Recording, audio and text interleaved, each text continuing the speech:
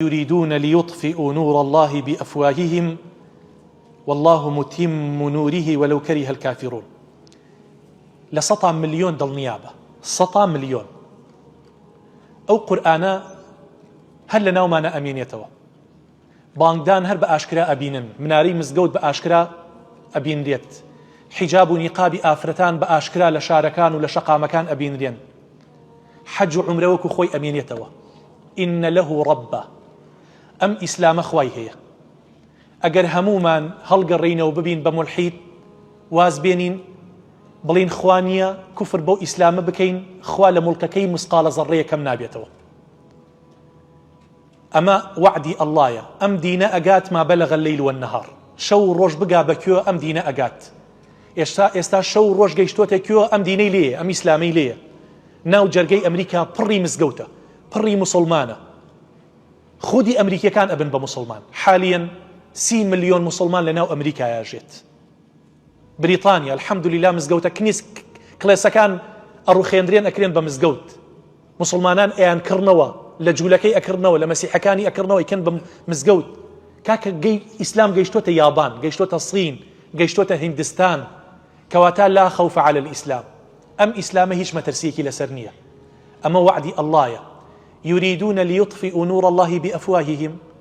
يعني كومالي ملحيد أقبين كومالي لا يفكنوا هندي بناو نسر بين هندي جهري خويان بريجن يعني يوبيتان وايا خلق أو إسلامي لضلا درجت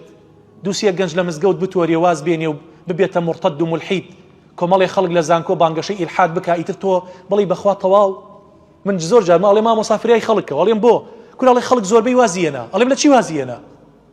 الله بقرآن زور بي خريكا بيت ملحيد ناوانيا كاكا تو بهلط يا جيشتويتا تو بهلط يا جيشتويتا أو إسلاما جيشتوتا ما بلغ الليل والنهار ليرة مسلمان يكبشيمان بيتوا مرتد بيتوا مسلمان ليابان صار هلدات لصين صار هلدات لأمريكا أبيبا مسلمان ملحيد يقلنا وجرقي هولندا ديت كتابي لسر إعجازي قرآن در أكات بشيمان بونوي خوي باسكا لچن ديريكا لچن كتابيكا كواتا ترستان نبيت أقدو روشتر من وازم هنا ما مصايكي تروازي هنا گەنجێکی تڕی شەکەی لێت دانا و سەکسوکەیەکی دانا و کەوتە مەشروب خواردن بانگەشەی ئیلحادی کرد لا خوف على هذا الإسلام ئەم ئیسلامە ترسی لەسەر نییە کاتێک فیل هادوتیان ئەبڕەهەوتیان هاتووە بەیتە ڕوخێنێت بەیت لە کاتێکا ئەو خەڵکەی ناو مەکە زۆر مستەزعەف بوون ئەبڕەهەش پیاوێکی زاڵم و ستەمکار بەهۆم هەموو قووەت و بە هەموو هێزێکەوە هاتبوو بەیت بڕوخێنێت هاتن بۆ لای أبو طالب أم جملة وتي مترسن إن له ربه أم بيت أخوي هي يحميه أي باريزيت بخوا براكم خوا باريزري مسلمانانا باريزري أو قرآنية باريزري أو إسلامية أقل لشوينيك هو دين لاواز بو خلق ورده وازي هنا لشوينيك تروا سر هلدات قربالغي أم إسلام لشوينيك تروا أبينن سيدي حج عمرك بملايين خلق يستح حاليا طواف أكات بملايين خلق لنومك ومدينية كردالي أرزوبان هلي ناقرت بويا أو إسلام